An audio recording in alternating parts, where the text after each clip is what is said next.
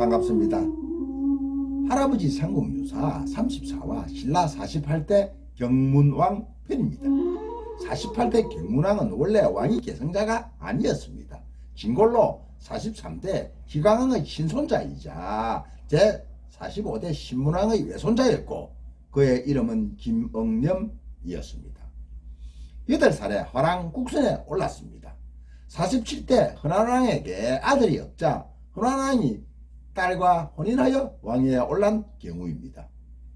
한 번은 선대 헌안왕이 김영릉을 궁중으로 불러 같이 술을 한잔하면서 나라를 돌아다니보며 본 일에 관하여 물어보았습니다.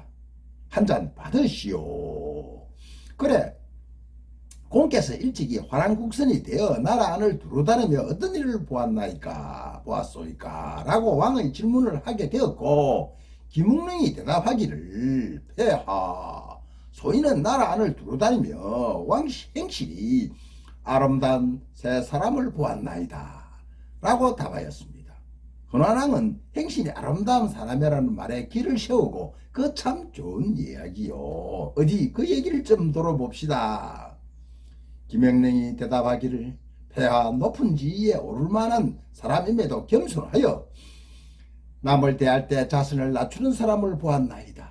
그 다음은 재물이 많은 부자였으나 사치를 하지 않고 절제를 덕으로 여기는 사람을 보았나이다.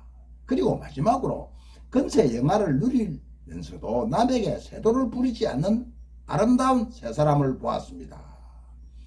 그들에게 많은 것을 배웠습니다 라고 답했습니다.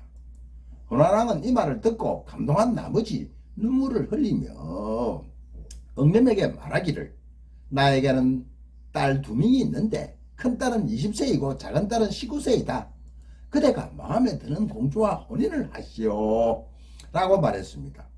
폐하 성은이 만극하옵니다. 김응릉은 뜻밖의 임금의 말을 듣고 머리를 조아여 절하고 일단 물러났습니다. 그 자리에서 대답하기 곤란해한 김영릉은 집으로 돌아가 부모인 김계명과 어머니 광하 부인의 김씨에게 사실대로 말했습니다. 아버지와 어머니는 매우 기뻐하며 단번에 언니가 여동생보다 못생겼다는 소문이 있는데 여동생에게 장가를 가는 게 낫지 않겠니 하며 부모님들은 모두 예쁜 둘째 공주를 지명했습니다.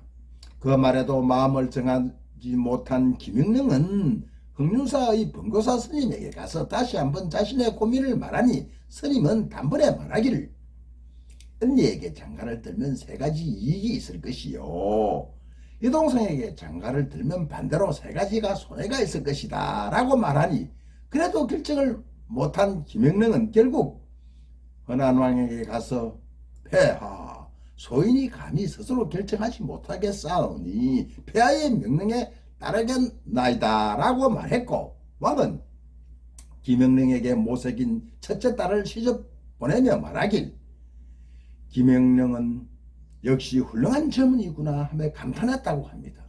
이렇게 김영릉을 사이로 삼은 헌안왕은 석 달 후 병석에 눕게 되고 병은 점점 깊어만 갔습니다. 헌안왕은 신하들에게 유언하며 맹하길 여봐라 나에게는 아들도 손자도 없어 딸뿐이다. 내가 죽은 뒤 맏딸이 남편 응념에게 왕위를 잇게 하시오 라고 교지를 내려버렸습니다. 헌안왕이 성하자 유언대로 응릉이 왕위에 올라 이가 곧 45대 경문왕입니다. 훗날 경문왕이 영아부인의 여동생 차비 김씨까지 2번째 왕비로 받아들이게 되고 경문왕은 흥릉사의 번거사 스님을 불러 물었습니다. 그때 그대가 3가지 이익이라고 말했는데 그것이 무엇이냐라고 묻자 스님은 다음과 같이 말했습니다. 성하신 헌안왕과 왕비가의 뜻대로 된 것을 기뻐하여 폐하에 대한 사랑이 점점 깊어진 것이 이것이 첫째 이로움이요. 이로 인하여 왕위를 잇게 되었으니 이것이 2번째 이로움이요. 그리고 마침내 처음부터 원했던 둘째 딸을 취하게 되었으니 이것이 3번째 이로움입니다 라고 대답했습니다.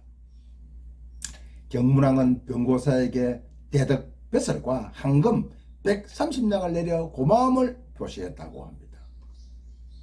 경문왕에는 이상한 일이 또 있었습니다. 왕의 침전에 날마다 저녁이 되면 뱀들이 수없이 모여들었다고 합니다. 궁인들이 놀라 두려워하며 쫓으라 하니 왕은 말하길, 나는 뱀이 없으면 편히 잠을 잘 수가 없으니 쫓지 마라 했다고 합니다. 왕이 잘 때는 늘 뱀들이 혀를 내밀어 온 가슴을 덮어주었습니다. 경문왕이 왕위에 오르자 이상하게 왕의 귀가 갑자기 길어져서 당나귀 귀처럼 되었습니다. 그러나 왕후와 궁인들 모두 이 사실을 모르고 있었습니다.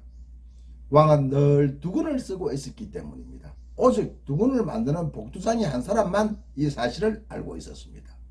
복두장이는 왕에 관한 일이라 함부로 발설할 수도 없고 왕의 비밀을 간직한 채 누구에도 말하지 않았습니다. 왕의 비밀을 평생 발설하지 않으니 답답해서 미칠 것 같았습니다. 복두장이는 죽을 때가 되었어야 도림사 숲속에 가서 사람이 없는 곳으로 들어가서 대나무를 향해 이렇게 외쳤다고 합니다. 우리 임금님기는 당나귀처럼 생겼다. 우리 임금님기는 당나귀 하고 외치고 나니 속이 시원했습니다. 그 후로 바람이 불 때마다 대나무 숲에서 이런 소리가 났습니다. 우리 임금님기는 당나귀처럼 생겼다. 우리 임금님기는 당나귀라고. 왕이 이 소리를 싫어해서 곧 대나무를 베어버리고 산수유를 심었다고 합니다. 그러자 바람이 불면 다만 이러한 소리만 났습니다. 임금님 기는 길다. 임금님 기는 길다. 감사합니다.